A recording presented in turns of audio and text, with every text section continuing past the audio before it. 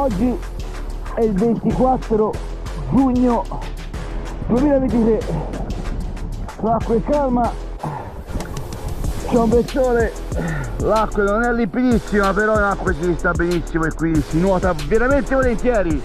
Sì. Buongiorno a tutti, iscrivetevi al canale, un bel mi piace, yeah!